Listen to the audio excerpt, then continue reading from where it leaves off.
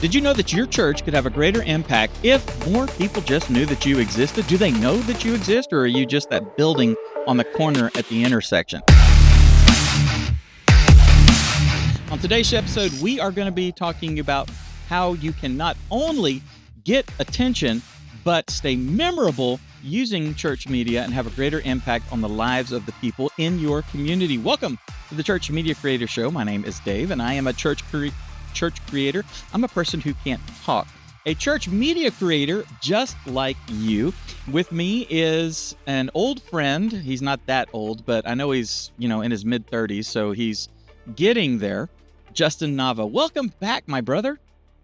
What's up, Dave? Glad to be back here in an official capacity. I was here last week, and I think we'll call it an unofficial capacity.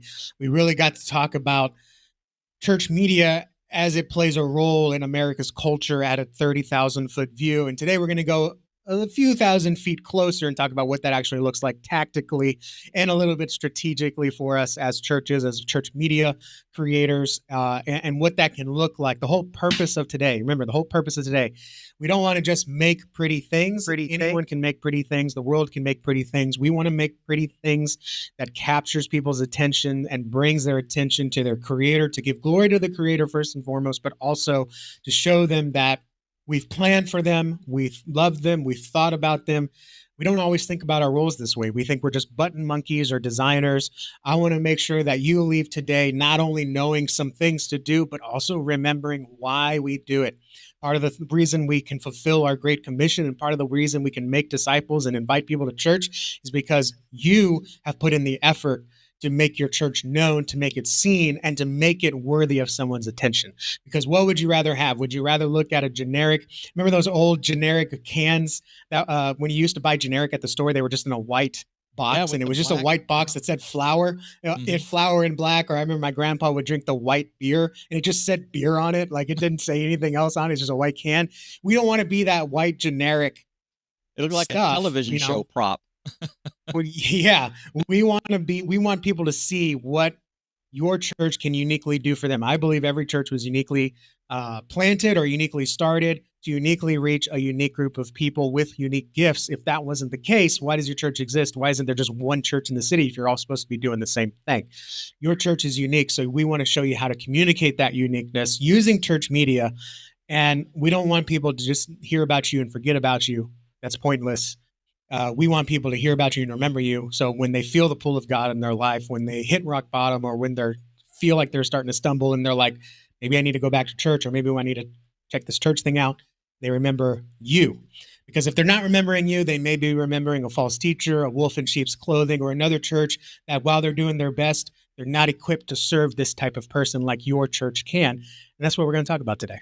I remember when you and I first talked, we said we realized that we were walking down the same road. You were on one side of the street and I was on the other side of the street. I'm on the technical side of the street. I'm on this camera, these settings, this is how you do composition, stuff like that. And you are on here's how you take that stuff and use it to market your church, use it to impact people beyond just the morning service, things like that.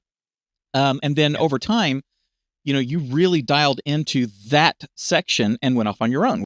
And I really dialed into the technical aspects of it. And that's what Curtis and I talk about so much. We talk about ministry. We talk about how this all applies to ministry. But we also get into the weeds talking about the technical stuff. We talk about the 5 most important pieces of audio equipment that you need for your worship, right? Or the most important pieces that you need for your stream, or the basics for setting up a stream, all that sort of stuff. What we don't talk about or haven't talked about enough is what we do with it after the fact. And that's kind of where this conversation comes in, because if we're doing all of this and we're only, reaching a shut-in or 2 or 3 shut-ins or people that are sick and can't be there on Sunday morning, is it worth doing it? Absolutely. That goes without question. And I will argue, the benefits of low ROI in favor of ministry every single time. I got no problem with that. But there's so much more that can be done. And when you are purposeful about it, church media is not just your Sunday morning worship service. It is not just the live stream that's happening. It is everything that you've got these tools, and it's everything that you can do with these tools to create other tools, ministry tools that you can then put to work for you for your church. So, Justin, I want to jump into something that bugs the snot out of you and I both. When we look at the average church's Facebook page, Meta, whatever, don't yell at me. I'm also going to call it Twitter. I'm not going to call it X yet until Elon comes up with a better well formulated plan. Okay, so we look at their Twitter page or we look at their Facebook page, we look at their website, and all we see is advertisements. And I don't mean, for the mattress store. I see for Vacation Bible School. I see for the senior adult trip to Austin, for all this sort of stuff. And a lot of times we don't see anything but that. The only time we get a post from them, in fact, a lot of us, if your church is not posting regularly, and if you're not seeing it and liking it or leaving a comment or replying or something like that, then you may not be seeing anything from your church. And I think that's a big problem. Yeah, I agree. I think the number one thing I hear from pastors is I want to be known. I want our church to be known as a group of people, as a body living in a faith community. We don't want to be known as a programmatic church. We don't want to. We don't want to just get church shoppers. And I say that's fantastic. Now let's look at your Facebook profile. You wonder why you're just getting church shoppers, and you wonder why you're just getting people at events and aren't interested in an actual spiritual guidance or Jesus. It's because that's all you're promoting. You just say, "Hey, come to this event. Come to this event." It's the equivalent of I always tell pastors this. I said, imagine someone comes to you in the grocery store, and this works for you, church media creator and volunteer. This works absolutely works for you. This is a kingdom issue, not a pastor issue or a church leadership issue. This is something that affects all of us. But imagine you're at a grocery store. Someone walks up to you and says, I know you go to this church. Let me tell you, I am on my last strike at work. My wife has me sleeping on the couch. My kids aren't paying attention. I cannot get my life together. I'm spiraling out of control. What can the church do for me? What can Jesus do for me? What is wrong with me? What do I need? What am I missing? You look that person straight in the eye and you say, I'd love for you to come on Sunday morning to find out. We've got a fantastic new series we're talking about this summer, and we still have VBS next week. So I'd love to have you enroll your kids. We still have volunteer positions open. We need someone to man the snow cone maker. And after church next Sunday, to celebrate the end of our VBS, we're going to have a church-wide picnic. You're welcome to bring your family. It's going to be so much fun. You don't want to miss it. That's how that comes off. When someone is checking out your church Facebook page, they're looking at you for a reason. They're scrolling past, they see something shared, maybe they see an ad you're running, or they see something someone else shared, and they're like, oh, okay, I haven't been to church in a while, like, let me see what this is all about. Easter egg hunt, VBS, new sermon series. We're going to be volunteering at this thing later. Like, your church page is your church page, but I'm going to quote one of my clients who really said this, and I was like, this is going to cause some big cultural shifts and some big change in the way we do things in my agency. He said, I don't care if people see our advertisements or see our website. I don't care if they forget about us. I do care if they forget about Jesus. And everything we do on their page, everything points to Jesus, and his church is merely the vehicle in which Jesus can reach out and through to his community. And that's when we kind of made a shift. We still call it church marketing, but really what we're doing is relationship marketing, because I believe discipleship happens best in relationships. That's one of the taglines of our church, actually. And when we do church marketing, it's not to promote the church or events. It's to promote Jesus and relationship as a vehicle to get to what the deep needs and desires are of the community. What keeps them up at night? Your sermon series on the woman at the well may not address that issue that they're feeling.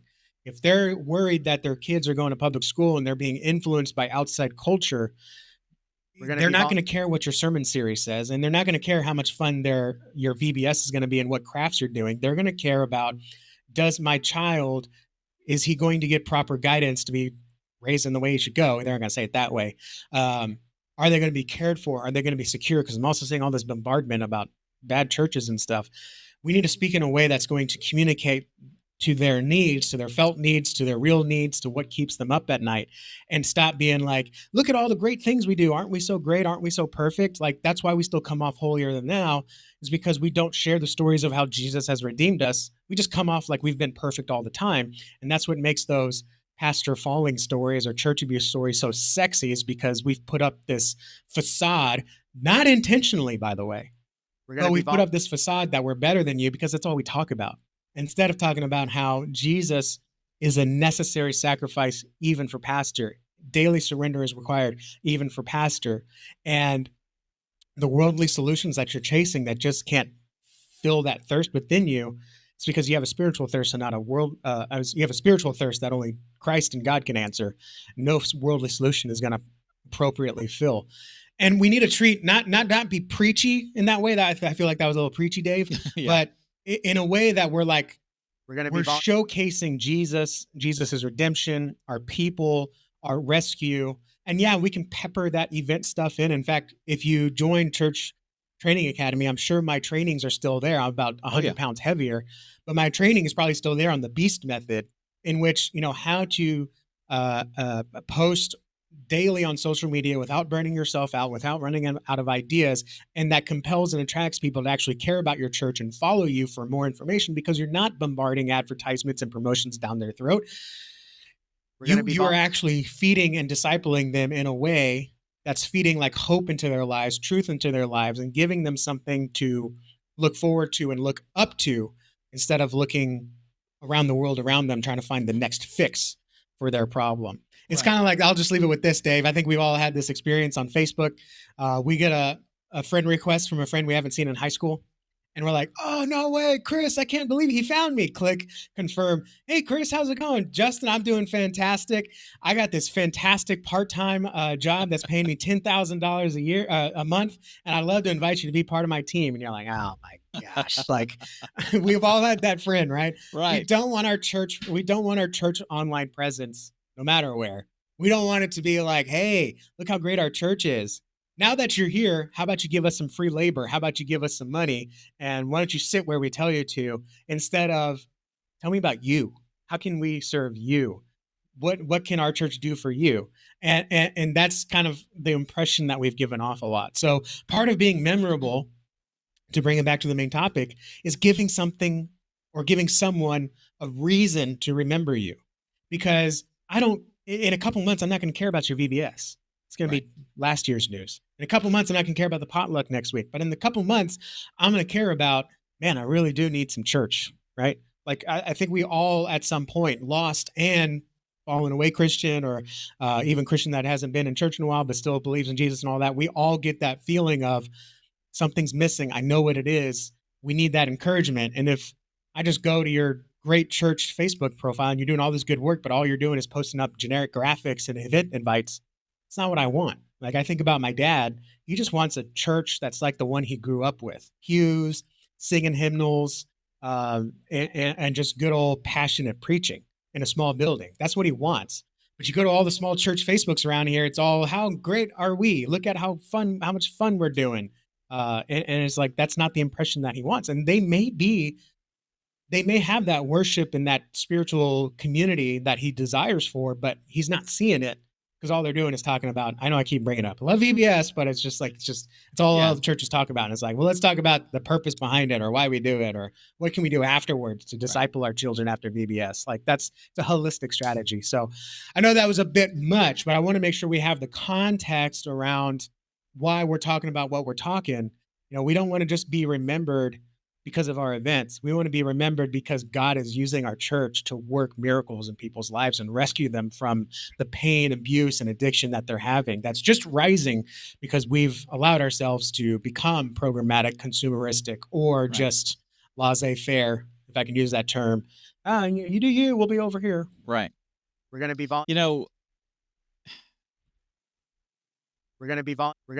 over the last 3 years, it at least it seems that things have ramped up in intensity from all different angles. My parents, in the 80s, they said, it's never been this bad before. and their parents in the 60s said it's never been this bad before, and then World War II, they were saying, oh gosh, it's never been this bad before. And I understand that. But I mean, we're closer to, We're going to be Christ's second coming than we've ever been, and we will be tomorrow closer than we are today. This is as old as I've ever been. Yes, this is as old as I've ever been. Right this moment. We're as close to the second coming as we've ever been. That's right. Closer than ever. That's right. But the chaos and the pandemonium, and so much of it is not just random chaos. I believe that it is evil sowing chaos, in order to distract everybody, that they possibly can from peace, from the gospel, from hearing the still small voice. TikTok is throwing everything at you. You like one little thing, and then they take that idea and run with it and extrapolate it, and show you all kinds of other stuff. People can fall down the trap of a political storm. They can fall down. Everything's getting bad. Everything's getting horrible. There's no hope. You need to go buy extra food and extra shotgun shells and barricade your doors. We're going to be while taking precautions, makes a lot of sense. We don't need to overstimulate ourselves with those things, but we can't help it because that's what's out there. And the way these algorithms are designed, what happens is when you do like something, when you do share something, when you do comment on something, that sends a signal to the platform, whether it is Facebook or TikTok or Insta or YouTube or whatever, that says, hey, this registered with this person, and it registered with them for, the 2.5 minutes that they watched it. So what was said in those 2.5 minutes, I know this is getting like really granular, but that's what they do. They look at a video that has, say, 5 different topics. And if you shared at the point of this one phrase or certain little thing going on, that sends a marker to the algorithm that says this person thinks that this type of content is interesting because they just shared it, or they just liked it, or they left a comment at this, when this topic was being discussed. Let's show them some more of that. And before you know it, your feed is filled with those sort of things, or those sort of things and something else and something else. And now all of a sudden you're not getting fed the mental and emotional and spiritual nutrition of other good. What is it? The scripture says, things that are good, of good report, things that are right, true, just, the things that we should be thinking on. We have to counteract that, Justin, as a church. And not only counteract that, I mean, this is what I say. The church has relegated ourselves to the sideline and says, well, we'll be over here. Like what you said is 100% accurate. I'm living through it right now because my Twitter feed, I follow the Houston Astros and like one commentator. Okay. Yes, I know. I'm drinking hater juice for anyone that's an MLB fan. Oh, that's okay. But Astros. But there was a fight. There was a bench clearing brawl a couple days ago. And then Tucker hit a 9th inning grand slam 2 nights ago. Yeah. Now, because I watched those 2 videos, and then watched the slow-mo of the fight, and then I showed it to my wife, and then I watched the Tucker video and all the other meme videos that came out. Now my Twitter feed, or my X feed, is just baseball. Like all of a sudden it's just forgotten everyone else that I know, and it's just showing me strangers' videos of baseball and interesting stories and all that. Now, flip that to your church. I'm not saying your church probably shouldn't be on X, but flip that to your church is putting out content, and you're just like, Jesus is cool, man. Like, look at all these cool, we already talked about this. Look at all these cool events we're doing. Or, hey, here's a Bible verse you've never heard before. If I am not compelled to stop and engage, or at least consume your content as a church, I'm going to consume someone else's because they put a little bit more intentionality and a little more effort into their content. Then you're not going to be seen unless you pay for it, which I am a big proponent of paying for it. It's one of the reasons why I run an advertising agency for churches. But if you're not going to pay for it, you're not going to be seen. And if you're not going to be seen, then why are you spending time behind a computer screen designing these graphics that the same 3 people are going to see, instead of doing something else that's going to scale and get your church out in front of more people? Because we want to be a church for our community. We want to make an impact for the community. We want the righteous to increase in our community. And if we're just sitting here discipling those 3 people, which is great, but eventually we got to look at the point practically.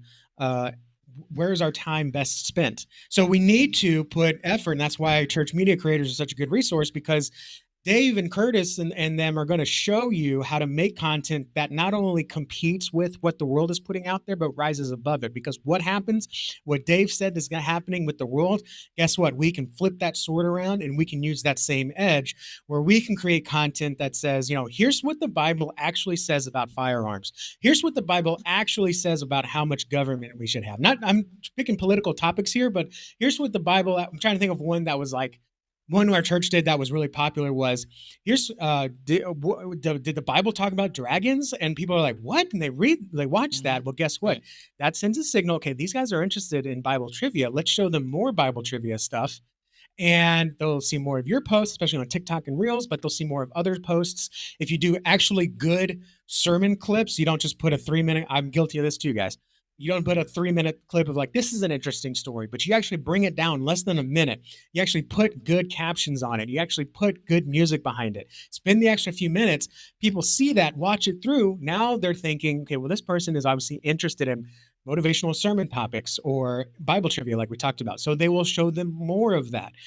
But if we're not putting out content, you're one church, you're only putting out so much. We need a community of churches, Right. or church media creators all putting out this content so there is more stuff out there.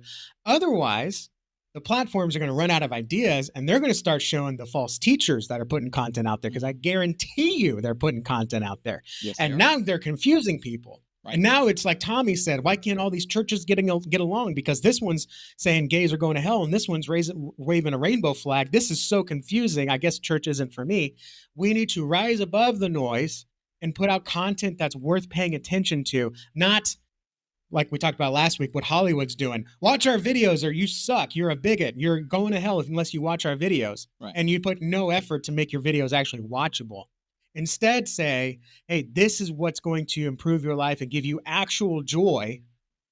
And instead of the world trying to take away our joy, we're actually feeding it through the truth that's been given to us, and then the gospel, to show someone that there is more to life than just the other advertisements that are around us. I hope that made sense. Like, this is why we do what we do, is because we can use that algorithm for our advantage, for the Lord's advantage. We do the same thing when we run advertisements, right? Like, there are certain things that we just have no control of, even when we pay for traffic. Right. But I know God's going to use and manipulate that algorithm to get that ad in front of the right person. I truly, truly believe it. And you just got to pay to play to get in that system, but it is what it is. This is why it's so important, because we can use that tool instead of crying and saying, it's not fair. No one wants to watch our stuff. So you're not making it worth watching. So, it is what it is. And you have to make the decision, and your pastor has to make the decision. We are going to do this. It may be a little different, maybe a little uncomfortable, but guess what? No one's searching for sermon on divorce. People are searching for, what does the Bible say about divorce? What did Jesus say about divorce? How can Christians get divorced? How can I fix my marriage? Mm-hmm. How to stave off divorce? They're even searching for Houston divorce attorneys, right? Or Houston divorce classes, or divorce care, if they know that exists. Like, they're searching for that. They're not going to see your August 8th, 2022 righteous divorce in the land of whatever. Like, bro, come on. Like, you have to make a conscious decision. We are going to address these topics because, 3 or 4 people are going to see our sermon. If we can clip it and give it a good SEO title that people are actually searching for. I use TubeBuddy. I run audits on keywords all the time. And at the end of the month, I always submit a report to my pastor saying, these are the keywords we need to target because, or I want to target, or I recommend targeting, because there are tens of thousands of people searching for it. And there's not a lot of videos addressing these topics. One of them was dragons in the Bible. So we looked at behemoths in the Bible, and we did some short clips on that. I think I shared the thumbnail in the Church Media Hacks group, actually, because I was pretty proud of that one. So anyway, I mean, some of you are like, I'm going to find that video, dragons in the Bible, right? Like, that's churchmediahacks.com. because now YouTube's tagged you as, oh, they're interested in this. Let me show them more content like that. And just a side note, as a brother in Christ, this is why we have to always be on guard, because you stay on that TikTok or Reels video for an extra second longer, that's all you're getting, right? So you always got to be on guard. And like, honestly a little intentional. Like if you're going to scroll through TikTok and Instagram and Reels and Facebook and stuff like that, you have to know your intention. I'm going to take a break. I'm going to take a 2-minute break. I'm going to see what my friends are up to. For me, it's like I'm going to post in communities. I'm going to see what's out there is working. Because if you start mindlessly scrolling, that's when the enemy can slip in and take an advantage and use that algorithm against us, like Dave was talking. All right, Dave, say something because I'm talking too much. No, you're absolutely right. See, that's the thing is that whether we like it or not, ministry has changed. Ministry has never changed, right? So ministry has never changed. The need for ministry has never changed. It just increases, right? The way we are doing ministry, the way we are affecting people, has evolved, right? Beyond just the physical contact that we have with someone at a restaurant, with a server or somebody like that. We actually have the ability to utilize these tools to reach out to that server on a grand scale and reach all of those servers or reach a giant portion of those servers. We have to be intentional about it. We have to realize business as usual is not going to be as effective anymore. It will be effective in about the same way that it has been effective. Guess what? The enemy is working tirelessly to maximize the use of these tools, to maximize the use of social media, to maximize the algorithms, to maximize everything in order to get its message out. Okay? We have to fight against that. I don't have time. I know. Neither do I. So, what? We're going to be go to hell? Okay. We're going to be I mean, I know that's harsh, but except the 3 shut-ins. Except the 3 shut-ins. 3 shut-ins are taken care of. Yeah, and I know that sounds harsh, okay? And I'm being, I was gonna say hyperbaric. No, that's the oxygen chamber. Hyperbolic. I'm being hyperbolic, but we're gonna be. There is a little bit of truth to that as well. I don't care enough to stay up an extra hour. I don't care enough to get up at 5 and prepare some social media posts and schedule them out instead of getting up at 6. We're going to be. We're here. Yeah, and it's not only that. So this is a little deeper than we can go in fully today. Sure. But you also have to self-examine your own passions, right? There is no wrong answer, I believe. Take it from a church marketing guy. I always tell people, I wish God had given me a heart for children's ministry or food pantry ministry or even street evangelism. Like I wish I had a heart for that, but instead he gave me this weird passion for marketing and making churches better known in their community, taking them from unknown to best known, from best kept secret to best known. I wish I didn't have this weird thing that I have to spend 5 minutes explaining or 5 years figuring out how do I get this down into 2 sentences, what I like to do. So we also have to self-evaluate our calling because it is difficult, Dave. Absolutely. If someone really has a heart for equipping the saints, it's hard for them to think outside the church. And at the same time, I think we get a lot of frustration. We just don't know how to diagnose it or how to put words in it. When we want to use media to reach the masses, and the pastor's like, well, you're forgetting our people, right? Because the pastor's a shepherd of the people. He's not the shepherd of the community. I mean, he can play a pastoral role to an extent, but he's accountable for the church body, not the community. So he has his own priorities, and he's supposed to be equipping our congregation to go out and make disciples, not just be the head disciple maker. So we have to almost look at, okay, are we going to be a support role for our pastors? Are we going to be a discipleship maker tool, equipping tool for our church? Or are we going to be what Tom Pounder loves to call it, a digital missionary, where our focus is on the external? And the very difficult part is if you're in a large enough church, you can split those roles to where your AV guy is really just focused on Sunday morning and Wednesday nights and events. And you're focused on pulling that and taking it out to the masses. But if you're in a small enough church, even sub 200, you got to try to play both those roles. And time is a non-renewable resource. And so you really have to try to placate to one of them.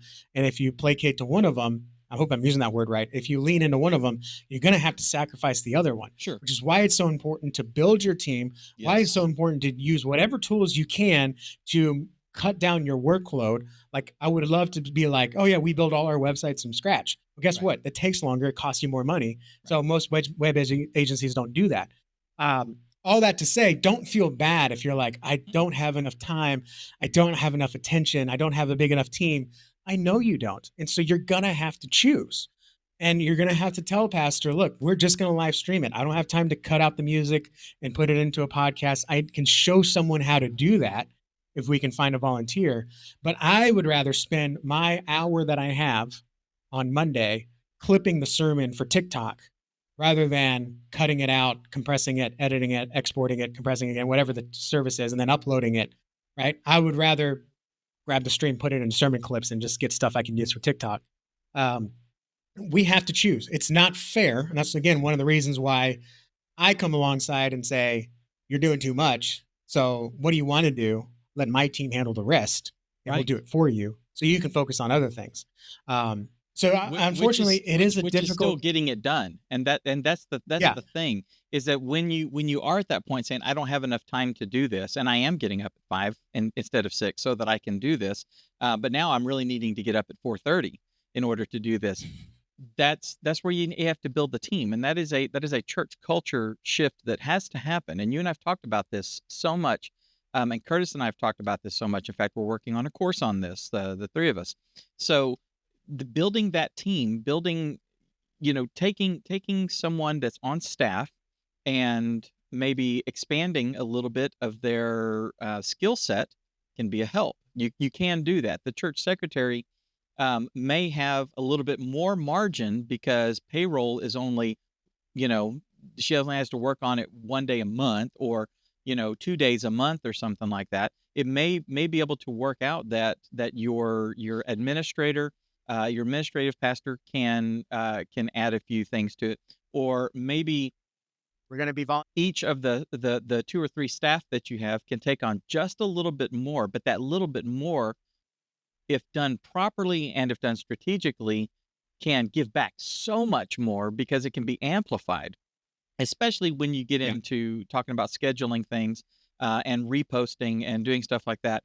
That's getting way into the weeds and all that. But there are ways to creatively think outside the box a little bit in order to start moving down that path, and then start developing a volunteer base that has a passion for ministry. And even if somebody doesn't understand the technology, even if they don't understand it, they're afraid they're going to break it. I mean, we run into this all the time in the media ministry, is I don't know how to run a camera. And I was like, well, I mean, it's not hard. I mean, it really isn't hard.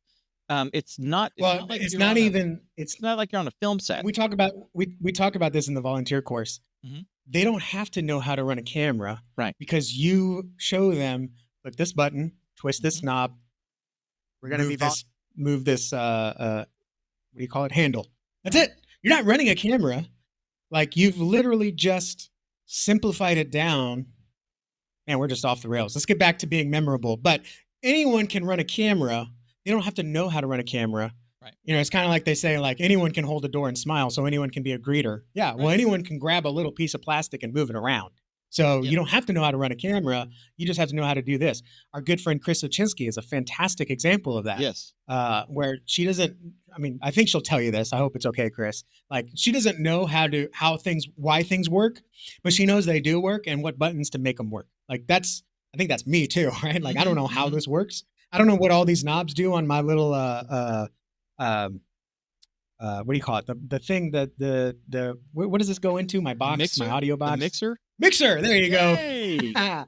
I don't know what all the knobs do on this mixer, but I know We're going to be Dave told me to set them this way, and I took a picture of it. And if I ever drop it or bump it, I just put the knobs back where they were, because it's written down, it's snapshotted, and I don't have to know how this box works. I just know it does when it's in these positions, right? Right. So, we can make it that simple. Dave, should we go back to being memorable? Do we need to? Have we hammered this enough? Well, no, I think we need to talk about being memorable and ways that they can be memorable, some strategic ways. Yeah. So let me scroll through our notes here. So We're going to be we have to remember the way people recall things when they need something, or even decide when they need something. And this is why it's important to stay memorable. So we're going to talk about how to be memorable, but until we know the thinking pattern that it takes to stay memorable, these are just tactics. You're just throwing darts on a wall, and you're like, I watched this one guy do it, and I'm not hitting the bullseye, well, it's because you weren't taught the reason why he stands this way and squares up and does, okay. So, anyways, so you have to remember that when someone needs something, okay, I believe when someone thinks about a church, it's because they need something. God's calling them and they need to silence that voice. They're falling into a trap, or they see an obstacle coming, or life's become overwhelmed. They need something. They think back to their church, or they're just lonely. And so they need something. So when someone needs something, whether it's a church or whether it's just a drink or they want to go out on a date night, first thing they're going to do is think about what they already know. Okay. They're going to think about who they know first. Then if they can't think of anything, or they don't know anyone, or they don't know anyone to check out, they're going to go to their friends and family. Okay. They're going to ask who they know. Okay. So they're first going to think of what they know. Then they're going to ask what someone else knows. And if they don't know, or they're not comfortable asking, which unfortunately, as time goes on, friends and family just become fewer and fewer, then they go to who Google knows. Okay. So the importance of staying memorable is if they ask friends and family, they're either going to be too embarrassed to ask, or they're going to get recommendations, several of them, and they get analysis paralysis, which means I was told these few different things. I don't know which one to pick, so I won't pick any. Or they're going to go to Google, and then you're competing with, like I said, the false teachers, the wolves in sheep's clothing, who are probably doing more than you're able to do. Right. So you really want to be there at that first step, meaning they've already seen you and they remember you. And so you have to remember that we have to do whatever it takes to come on that first step. And I like to call it planting your church in people's minds, right? We look for the best place to plant a church in the city, a growing part, an underserved part, a part where churches aren't able to reach. Well, we need to plant our church in people's minds and showcase that we're not an option, but we are the answer. We're going to be because for too long we've said, well, church is an option, right? If you need to be fed, there's government programs, there's local food pantries. The mosque on the way to my gym has a fantastic food pantry program. So why should I care about your church? Because it's just another option. I'll go there if the mosque runs out of food, or the government, the line is too long, or whatever. But instead, present yourself as the answer. Okay, so again, Jesus isn't just when you're feeling down, it's to give you pure joy that no one else gives you. And in fact, the world keeps trying to take away. So we have to plant ourselves in people's minds, and we have to do that very strategically. And just being louder, noisier, and more using more quantity is not going to do it, because it it doesn't matter what my daughter's saying. If she's not bleeding or crying, I'm probably not going to pay attention to her, because I'm deep into something else. I'm cooking, I'm working, I'm taking care of the baby or whatever. So I don't want you to come like, oh, we're broken and crying. Come check out our church. Isn't it? We need you. No. But if my daughter comes to me and like, hey, daddy, I made you this craft, I'm stopping everything. Sorry, baby, hang on a second. Let me check out this amazing craft my daughter made, or I just made this snack for you, or whatever. She likes to experiment in the kitchen. So that's the same way. We don't want to just be noisy when my daughter comes up. I can't find this. Where did you put this? Where did I put this? I'm bored. Like, I'm tuning that out. That's what too much church marketing sounds like. Look at how great we are. We're doing this event. You're invited. You're invited. Join us. Don't want to miss it. Tuned out. Yep. But if you come and say, you know what? I understand the world has its boot on your neck, and it's not fair. There is more to life than what's around you.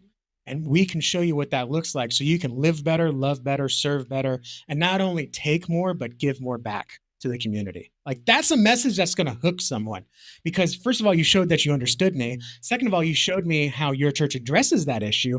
And then third of all, you showed me the benefit of it. This is like marketing 102. But you've shown me why I should care about your church. So next time when I get a bill in the mail that I can't pay, or I look at my bank account because my card got declined at McDonald's, and I see it's a negative number because there was an auto draft I didn't think about, which then you get the overdraft fees, $35 or whatever. Or I open the pantry and it's that same can of beans, and that's all I got. And I open up the fridge and it's just a loose Oreo and a bottle of mustard. And I'm like, man, I can't afford food until Friday, and it's Monday. Like, I need to be able to know, you know what, this church understands that I'm suffering, right, and they got something for me, right? Versus, well, let me go see what government programs are around here. Like, let me go do this, or let me send my kid to go get a school lunch that I'm going to eat. because he's going to go get a school lunch somewhere else, right? Like, this is what we have to compete against. And so all of this is why it's important to stay memorable, because if they don't think of you first, and they don't think of you as the answer, the one that understands them, the one that has the right answer, and the one that can show like this is what you really want, you're not worth remembering. And we need to make sure that our creator is worth remembering, because we were all endowed with the knowledge that there is a creator, and we've let the world remove that to where we actively fight against it. So all this to say, that's why it's important to stay memorable. And that's why when we do church media, we don't just do it to do it. And I think doing it to serve the Lord, serve the church is a good first step. But ultimately, it's how can I make this in a way that people will remember it, so that when they feel the call of God, they remember us and no one else. I think the pastor, it's kind of like the pastor loves hearing like, oh, I still remember that sermon from a year and a half ago. And you're like, you don't remember the one from yesterday? No, but I remember that one from 1 year and a half ago. It's like, well, I guess that's better than nothing. Like, who cares if they saw yesterday's Facebook post? If they remember you from a message that you posted earlier or a conversation you had, that is way more valuable. And that should be something we're striving to do in anything we do, not just to get it done, not just to serve, not just to check a box, but to be memorable. So when someone needs God or Jesus, they think of you and not, well, let me just hit this other thing again. So that makes sense? Yeah, it does. So, okay. So how can we become memorable? How can our church become the, oh, well, that church on the corner, I know I can go there because of X, Y, or Z. We're going to be Yeah, the first is you have to have the mindset of if people don't know you, they cannot go to you. Okay. So you have to do whatever it takes to be known. And I would dare say be the best known. Okay. Everyone in their community. I have not met a single person in America, at least, because remember, my primary strength is America, that doesn't know where the local Walmart is, when it's open, and what to expect when you go, good or bad. Okay? Right. In the same way, they drive past a building and they don't know that that's a church. They don't know that that church can serve them. Every once in a while, they might see a bouncy house and think it's a birthday party or something, right? In the same way, people know where the local Walmart is, when it's open, and what to expect when you go. They should know where your church is, when it's open, and what to expect when they go to you or when they just engage with you online, even, right? So you have to stay memorable, because if they don't know you, they cannot go to you. And if they can't go to you, you can't serve them. All right. So we do a process that I create. It's called influence inception, meaning we're not going to sit here and shout at them with a bullhorn, our church is so good, you need to go. Okay. But instead, we're going to utilize the gospel, the truth, the things we do to subtly influence in their minds that even if you reject us at first, eventually there's going to come a time when you think of us and we'll be here for them. It's kind of like I like to say that even the vegetarian in the family knows the best steakhouse in town, right? They're never going to go there, right? But they know, oh, Taste of Texas, that's the place to go. I don't know what it is in the DFW area, but in Houston, that's it, right? That's the place to go. If you're in a more commercial area, Ruth Chris, right? That's the place to go. It's not for me. I don't got the money for it. I don't got the taste for it. I'm not spending $50 on a steak with no sides, but they know that's the place to go. So in the same way, even if people aren't ready for Jesus, don't feel that call for him, or actively reject the call, at least they know the best compliment you can get is I'm fine going to hell. But you know what? That church is doing something for this community. That church is doing something in people's lives, because I know people that go there and they come out a different person. And so you need to be memorable and clearly identify who your church is so people can remember you, not just any church. You know, Dave, if you ask 100 people what a church is, you're going to get 117 different answers, right? Because everyone has their own idea of what a church is. Pastors know this, especially when people come and join the church and then they expect it to function like their old church rather than the way the church is right now, right? It's a very difficult thing we've got to handle. So we do what's called influence inception, in that we don't just go out there and blast your church's message out there. We don't want to do that. We want to gently, almost like a warm bath, bathe the community in knowing that your church is a safe place. It's a place where true joy can be found, true community can be found, loneliness can be forgotten, and true joy can be had, and true purpose can be lived out. And we want to bathe it in there, but we have to be clear. And that's the first step to into our influence inception, but it's the first step for your church is to be clear that you have a message that should not be ignored. And so you're going to have to start working on a consistent message. And we're going to get so bored of it, Dave. Okay. How many times have you said exploit technology and media or Right. whatever you say? Leverage Like technology. you're tired of saying that. Yeah. Leverage technology. You're tired of saying that. But by the time you get tired of saying the same thing over and over again, someone else is just now starting to catch on. Right. In fact, I did a little experiment. I sent an email to, or it was a video, and I was like, I am so tired of saying the whole purpose of church marketing is to reach more people, to bring them in, to hear the gospel and grow the kingdom. We're going to be Has anyone heard me say that before? Reach more people, to bring them into church, to hear the gospel and grow the kingdom? Not a single person. I'm like, I say it 5 times every 30 minutes in a video. We're going to be because that's the whole point of why I do what I do. I want to bring more people into church to hear the gospel and grow the kingdom. But people don't remember that. I'm so tired of saying that. I've tried to change it so often. I'm like, they don't even get the first time. So if you're tired of saying Jesus loves you, Jesus cares about you, we're here for you, like if you're just now tired of it, they're just now getting it. Right.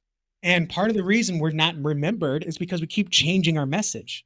We keep saying, well, you're invited to this. Now you're invited to this. Now you're invited to this. Well, did you know Jesus did this? Did you know Jesus did that? Did you know you can do this? Did you know you can do that? Like, they're not going to remember all that.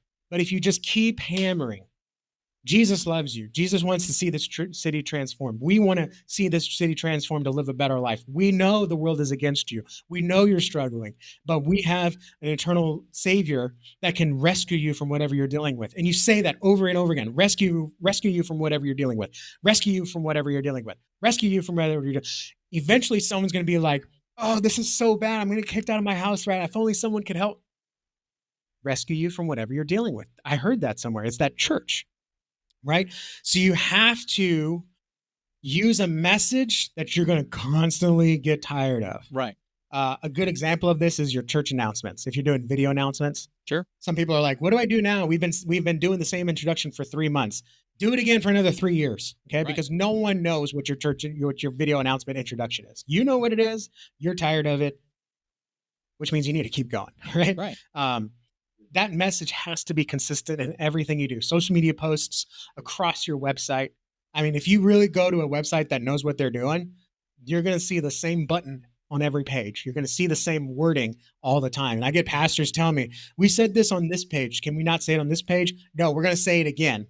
Right? Because just because you share the gospel with someone once doesn't mean you're not going to share it with them again We're going in to the be exact same way, because they just weren't ready to hear it. Right? We're not doing the 10 plagues where we try something different until something takes. Okay. we're Jesus preaching that consistent message. We're going to be the old law only did so much. There needs to be more. Okay.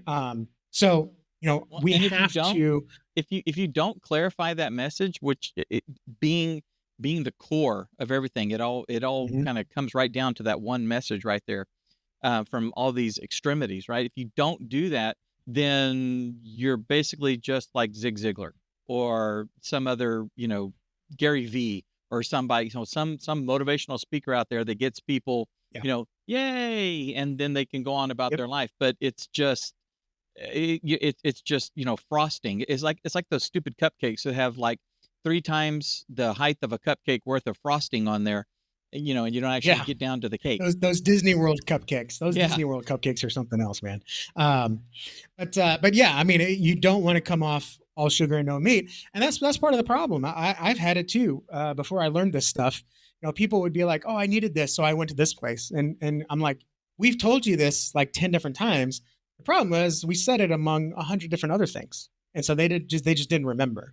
So you need to be consistent. What's Nike's tagline? What's McDonald's tagline? Mm-hmm. Who's got dollar menus? It's because you're seeing these same ads over and over again. Right. Because it works. Insurance commercials are great at this. State Farm, right? They always have the same catchphrase. Was it Progressive that has the guy that always messed things up? Like, the life's unforeseen circumstances. What's in your wallet? Chaos. Yeah. Right. Yeah. It's constant. And trust me, those ad guys are tired of it too. Yes. But it works because someone's saying it for the first time, they're going to forget it. Someone's seeing it for the 7th time, they're going to forget it. They're going to see it for the 20th time, they're going to forget it. But eventually, you're going to be like, oh man, this is chaotic. Oh, okay, well, progressive seems to be able to deal with this kind of stuff, so let me choose them. Okay, you got to keep going with that same message. And real quick, a few key things to know when you're coming up with that message. Right. This is where we get in big trouble, Dave. It's got to speak to a need that people actually have. Okay. Your message cannot be, we exist to make disciples, you make disciples. I'm sorry to tell you, no one's walking around saying, oh, I wish someone would just make me a disciple. I Right. wish someone would disciple me. That's not your message, okay? That might be your mission statement, which is an internal entity. It's not a Right. public broadcast. Again, what's Nike's mission statement? What's Taco Bell's mission statement? You don't know because that's not their tagline. That's not their marketing message. But if you work for Nike, if you work for Taco Bell, you know the mission statement because you have to learn it in your employee training. Okay. Right. So that's not it. So at our church, we've been doing this since we rebranded 5-ish years ago. Our big tagline is helping you discover your part in God's story. And Yeah. we start a little bit earlier than that. Like when I'm doing the announcement videos, I say, here at Tate, we believe that God is telling a story of redemption through Jesus, and it's a story that he wants you to be a part of, right? So I'm already planting that seed of that. And then when we end, thank you for letting us help you discover your part in God's story, right? So that's an element of our brand as a whole. And it is very clear what we're saying. God is telling this big story, and you're a part of it. Let's help you figure out your part. Yeah. And even in the congregation, people are going to be like, oh, this is, okay, help is telling your partners. First of all, they're not like that. Usually it's like, oh, I know this, right? I mean, how many times do comedians like, you all know what I'm about to say? You might be a redneck. Yeah, I mean, people like, okay, they say it with you, right? I mean, how tired of that would he be? Right. But it's more like, oh yeah, I get this. I get this. They get this. They get this. They get this. I get it. I get it. I get it. And even if this just becomes rote, eventually something's going to happen in their life and they're going to realize what that really means. That's right. I get it. This is a story. I mean, we're essentially co-authoring a story with God, which is crazy. And then you get deeper in that, and then all that buildup We're going to be eventually unveils itself when it should have been years ago. But that's why it's so important to stay consistent. And just look at Twitter to X now. How many people hate X? How many people are like, I'm so tired of correcting myself? Well, because a big change is. Imagine if they changed the logo and the brand every year, right? Exactly. People would unsubscribe. Okay. So think about what's going to keep your community up at night. Dave, for you, it's people living. They're wandering as they're wandering, right? We're using that phrase. Like they don't know why they're here. They're just living out the motions. They feel empty inside. They're probably suffering from depression. They're not living life. Life is happening to them. Right. And they hear that they're actually part of a story and there's something greater going on. Well, how much more effective is living? How much more joyful is living if I know my part in that story? Mm-hmm. That's interesting. So let me learn about that more. Yeah. You have to focus on what's keeping your people up at night, your community up at night. And different communities are going to have different things that keep them up at night. For some, it's going to be the culture their kids are living in. For some, it's going to be finances. For some, it's going to be purpose. Saddleback, that's their big thing is purpose, right? So, and then you have to connect that to Jesus. Otherwise, we're going to be that motivational Disney World cupcake with all the frosting on top. And you're bringing in 5-year-old kids that don't want the cupcake underneath. They just want the frosting. Right. So when you try to feed them a cupcake, they're going to be like, what is this? I don't like this. This isn't what I wanted. Go somewhere else. That's going to give them that frosting. So that's all that to say. Anything we do in our media needs to connect back to that. And this is why we have to be very careful with following sexy pursuits. Like we're going to do our announcements. We're going to do pre-service announcement slides. We're going to do church announcements. We're going to do flyers. I finally got $100 for a Facebook ad. And you're going to use that money to do something that has nothing to do with your message, with your purpose of being a church. You're just going to run that Facebook ads like, hey, want a good church on Easter? Come check us out. That message is what's going to get people to pay attention, right? And then now's where the real media part comes in. There is some leadership stuff you're going to have to get to, but then the memorable stuff comes with how you visually present that message. Because again, if you don't have that message and you just have pretty church media graphics, You're the equivalent of the pastor that comes on stage with that full three-piece suit, the vest, the pastel pocket square, The big and he hair. doesn't open his Bible the whole time. The whole Yes. time he's speaking, he's just making you feel good. Like, Mm. I like that preacher can preach. No, Mm. he can talk, but he ain't Yeah. preaching, right? Versus you go to a church. I always remember back to Thanksgiving. Was it Thanksgiving? No, it was another holiday. But we were gathered as a family, and my grandmother went to my cousin's church, which was a young, hip church. This was back in the 2000s when that was still kind of like coming up, whatever. Right. And my grandmother was like, I didn't care too much. That pastor looked like a homeless man. He's wearing torn shorts and sandals, but boy, could he preach. Boy, did he really take it home. Like, would you rather the motivational speaker that doesn't crack open his Bible, or you don't look the best, but the message is compelling? And I'll tell you this, no one goes to a church because they got a good logo. No one looks at a church website and says, that's pretty, let me go to this church. No, it's the design that enhances the message. Right. That's why church websites don't work. That's why logos don't work. It's because they're just empty, pretty boxes Right. with no sustenance. So we have to get that messaging clear first and consistent. Now we can move to how we visually support it. Right. Because that's where people are going to recognize and think that message without needing you to sit there and talk to them for 5 minutes. Right. And that message, that consistent message, showcases the heart of from the pastor down, right? So it showcases the heart of the people in that church. That's the whole idea. None of us want to go to one of the reasons, we talked a little bit last week about, it's like we're living in like a post Christian world right now, where anything God is not, anything truthful about God, convicting about God, is an afterthought. We don't even really consider it. It doesn't matter. You've got your truth, Justin. I've got my truth. There is no the truth. And and that makes us, the church, look judgmental, right? But if people can see the actual heart of the people there through your message, through the things that you're putting together, the things that you're doing, and they're genuine and they're appealing, from a cake decorating standpoint, right? The pretty frosting that's just perfect or whatever. That can help them get in and get past that gate that they put up themselves, right? Because they're looking for genuine, they're looking for real. In this extremely digital world we're in right now, people that are your age, Justin, and people that are younger, my kids' age, they're craving the analog. We're going to be They don't want the digital so much. They want the analog. They want to touch a book. They want to people are buying VCRs and old VHS tapes and stuff. They're wanting that. They're wanting something that is tangible, that is real, something that they can touch, something that they can feel. And it almost comes down to something they can't get anywhere else. That's right, something they can't get anywhere else, because all this digital, right, is everywhere. I want to turn the pages of a book and smell it. And it's that same thing. There's all this, everybody's dancing on TikTok. Everybody's doing blah, blah, blah. Everyone's yelling. Everyone's talking about what they hate and why this is no good and why this is no good. Everybody's saying that the Asterix, I'm sorry, the Astros, are cheaters and stuff like that. Instead of saying, you know what, Tucker can bring the excitement. He can jack a grand slam. He's good for a homer every couple of games.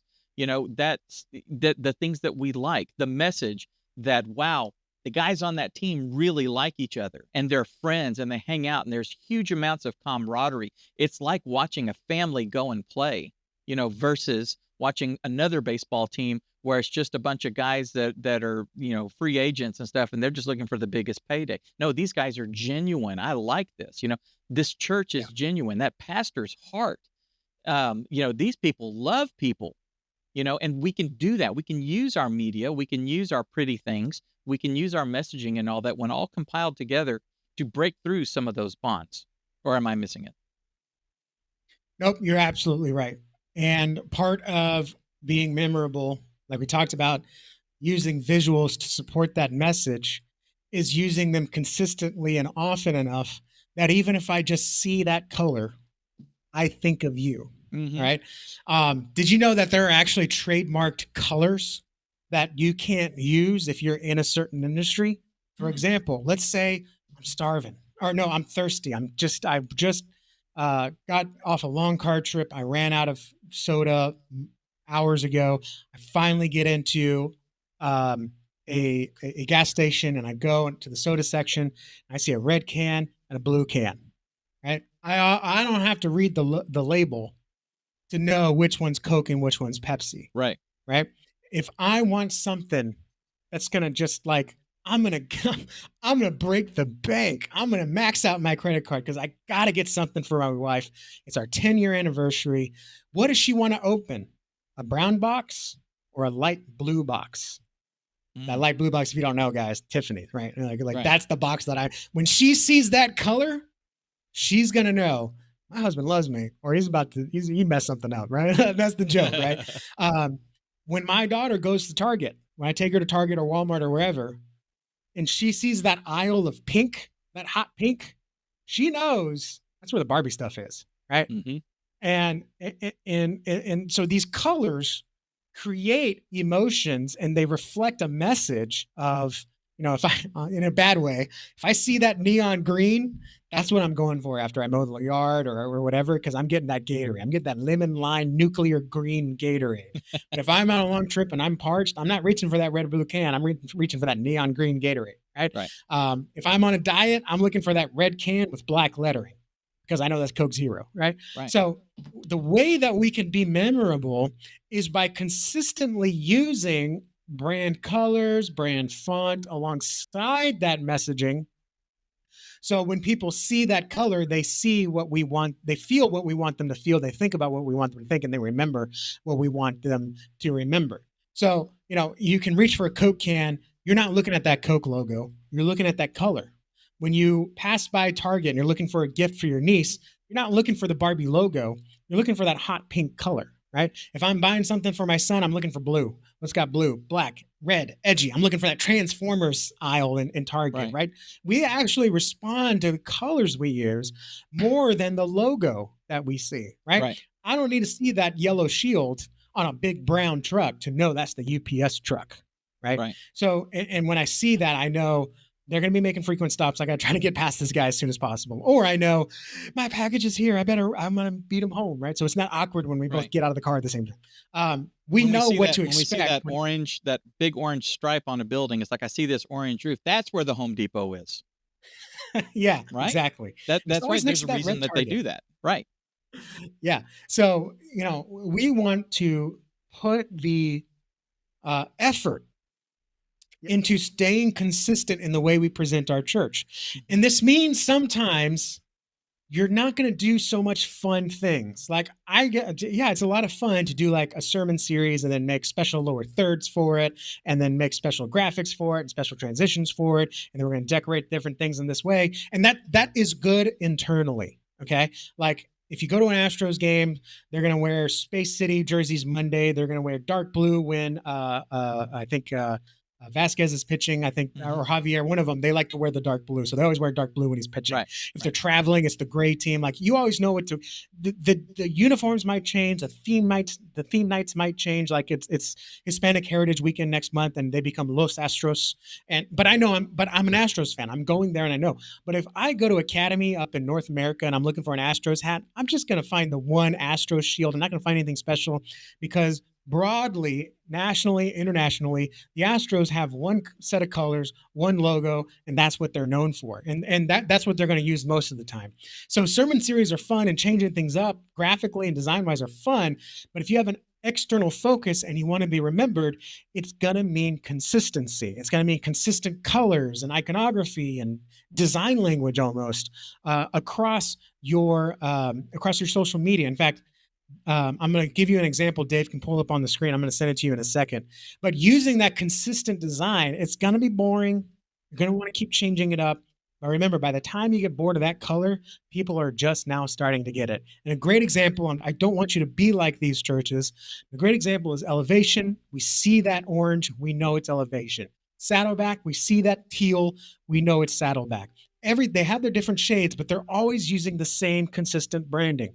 It looks totally different in the building, but when you're following it on social media, they know, their team knows that if you're engaging with the church, they want you to see the church and not the sermon series. Because if you come for the sermon series, you're going to leave when it's over. There's nothing to keep you there. If you come for the church, if you come for the Savior, if you come for the Jesus, for the life, for the purpose, that stuff doesn't expire. And so they want to anchor those with you and not so much a sermon series. And so you want to be recognizable beyond your name, beyond your logo, although your logo is a pretty big part of it, but you want to be recognized just anytime you're seen visually, whether it's the tent in the park, the shirt you wear to work, or the social media feed. You want to have that consistency. And the last thing I'll say is, I understand, like, you're a volunteer, you're a church media creator, you're the low man on the totem pole, even though that's colloquially incorrect. I don't know if you knew that, Dave. But you feel like powerless.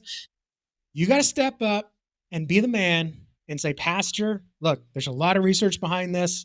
I've heard this several times. I want to try this for a season. Everything's going to be consistent branding, consistent logo. I'm going to make a brand guide, and we just need to follow this because it's going to create consistency. It's going to create trust, and people are going to remember us better so that they can come to church, hear the gospel, and we can grow the kingdom and we can make disciples, whatever that is, right? That's what it means to be memorable. It's not just saying the same thing over and over again, but saying it in a way that's able to be remembered even through your visuals. So I know this is who I'm talking to. Does that make sense? Yeah, absolutely. It does.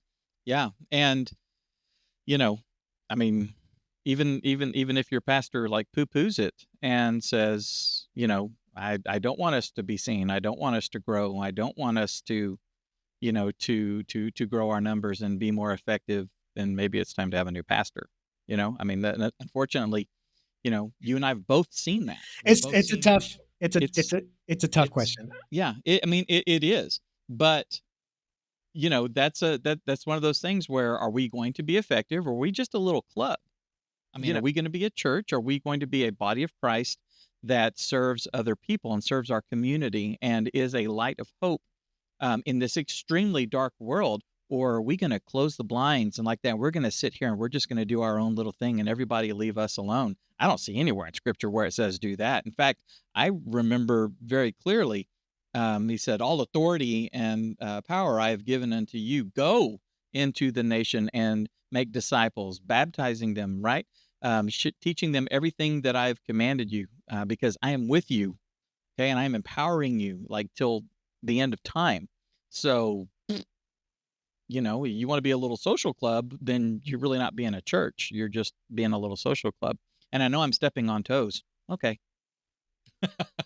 Yeah. I'm going to try to share my screen here. Okay. Can you see an Instagram feed? Yes, I can. Oh, okay. Man, I need some Crocs. So this is a, I don't know exactly. Yeah, you can see it. So this is a, what do they call it? Pregnancy Crisis Center in New Braunfels, Texas, Options for Life. Okay.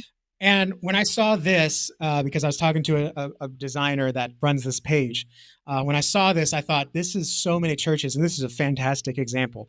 This is what a lot of church Instagram, social media pages, advertisements look like. It's just a collection of pretty pictures. Now, one by one, these are not bad graphics. It's informational. It's got the logo on it, but they're all uniquely designed. And so if I just see one, but I don't, and I see another one, there's not a lot here that's cohesive. Now, when I scroll up, you can tell when they got a branding strategist. Are you ready? So this is still more pretty graphics. Okay, lots of stuff, lots of good stuff. Whoop. You see the switch? Yeah, dramatic. Now, this is what I'm talking about, because if I'm scrolling through Instagram and I see this or this or this, I know this is Options for Life. because there's consistency here. And if I'm out in public and I see a sign, there's no pictures, there's signs. You don't put signs on. But if I see like this in a doctor's office or somewhere else I might be, maybe in the grocery store, God willing, I know, oh, that's that Options for Life place. Mm-hmm. And guess what? If I get my girlfriend pregnant and we're not ready for it, or if my daughter God forbid, my daughter misses her period, like she knows automatically who to go to figure this stuff out. Like, what is this going to look like for me? And like, am I pregnant? Is my girlfriend pregnant? Like, what do we do? I don't know what to do. Who do we tell? I don't know. Because guess who is competing for their attention? Planned Parenthood, not adoption agencies. Okay. And so if we want to be the ones that are remembered, we have to step up and do the extra work like this. So this place, Options for Life, can be remembered, not Planned Parenthood and whoever else the news and media are talking about that you have a right to do this. Like, there's not enough people that are doing this. And volunteer work often looks like this. If we just spend a little bit of time, and yes, sometimes it's a lot of time, everyone's this place, but they will remember this place. Yeah, totally. And again, it's part of it's a puzzle, right? You can't just look at one piece and know what the whole puzzle is. But if I see a sign that matches this colors, if I see flyers that use this language, if I see a billboard that says something like this, I'm going to know that this place is for me. So God forbid that ever happens. Or remember, we said step 2, if something happens and you don't know who to go to, you ask friends and family. Someone asks you, this place is on your lips, or this place is on their friends and family's list. Right. Lips, excuse me. This is what we want, consistency. And it's going to take some time to set up. But when you do that, that's how you be memorable. Let me see. Do I need to talk about that? Okay. That's how you stay memorable. It's because you put in the effort, you put in the deposits constantly. So when someone has that experience or sees that color, they're like, oh yeah, that's the place where Christ is. Or in my case, oh, that's the place I can send all my baby stuff to that our boys outgrown, right? Like, because they need clothes, they need toys, they need diapers, all that stuff. Yep. So that's the power. It doesn't just look good; it's easy to remember. Mm-hmm. You know, and you said it takes some time. It does take some time, but one of the things that you and I know, and if you guys don't know, you're able to build a lot of this stuff ahead of time, right? You're able to, especially if you're using something like Canva, you can actually set up your brand stuff in there. And when you go and do a design, say, make it look like my brand, and all of a sudden, a lot of the heavy lifting is done for you. You've taken the time to thoughtfully consider this, build the various pieces, build the various colors and fonts and all this kind of stuff, and then just start applying them as you go. It does make it a lot easier. So a little bit of work up front, can have big dividends down the road, just in the ability to generate something. So I just want to encourage you.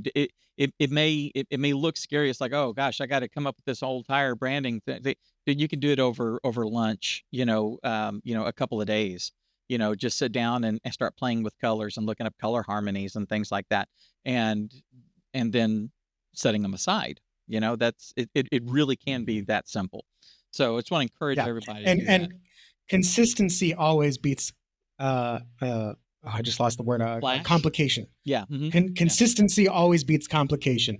Be simple. All you need is one major color, one secondary color, and 2 tertiary colors if you want. We call them alternative colors. That's it. That's all you need. Just stick with those colors. It's boring, but it works. Yeah. I honestly, Dave, I hate my YouTube thumbnails, but people are clicking them.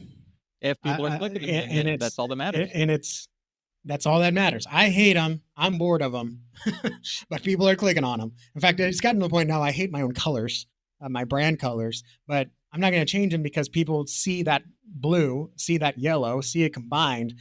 They're thinking of Nava, right? In fact, I'm ordering some more blue shirts because I'm tired of wearing black, but I'm going to go with blue because that's my color. So, it's that consistency. That's why my signature is on everything I do, including some of the thumbnails, because they see that signature. What are they going to think of? Justin's got my back. He's going to do whatever it takes to get it done, or he's going to do whatever it takes to make this right. Like that's what my signature means. I don't sit there and tell people that, but I've told them time and time again, we have a 10x mindset. We're a team of specialists. We're going to do whatever it takes to make it right. We're going to deliver 10 times what we promise. And every time I said that, it has my signature. So whenever I deliver a document and it has my signature, they know I did whatever it took. We did everything we could. A specialist handled this. And this was done for our church and no other church. Like eventually it gets to that point where you don't need to say things. Your visuals speak for themselves. Right. That's where we need to get to. VOUS Church is a great example in South Florida. VOUS. They are an incredibly design edgy church. But when you see that edginess, you're like, that church understands me. That's not my grandma's church. Right. So when I feel that pull of God, that's the church I'm going to, because I know I'm not going to be accepted at any other church, unfortunately. So that's the point we get to, and it's going to take time. It's not going to happen immediately. And again, you're going to get bored and you're going to think it's not working before it even has a chance to get on the runway, right? It is a long-term strategy, but if you do it consistently, you do it intentionally, in about a year, someone's going to see your blue colored tent or your orange tent, and they're not even going to read the title of the church or see the logo, but they're going to know it's your church because you're out there every week and you're in their social media feed every week. And they saw the billboard or they saw the street signs. They're like, man, this church is everywhere. God must be trying to tell me something. Absolutely. Because you volunteer, church media creator, you put in the work. This is how God uses our ministry, not through some miraculous thing every time, but through consistent output of our work and consistency in our branding and visuals and messaging. All that combined gets people to think, oh, it's Kismet. God's trying to get a hold of me. Absolutely. I'm trying to get a hold of you too. That's exactly right. So being memorable is the biggest part of being front of mind when tragedy happens, and that's what we want. So guys, be sure to leverage technology, amplify the gospel so that you're changing lives by being memorable. If you want to go a little bit deeper with Justin, then click on this video over here, and we will see you guys in the next video.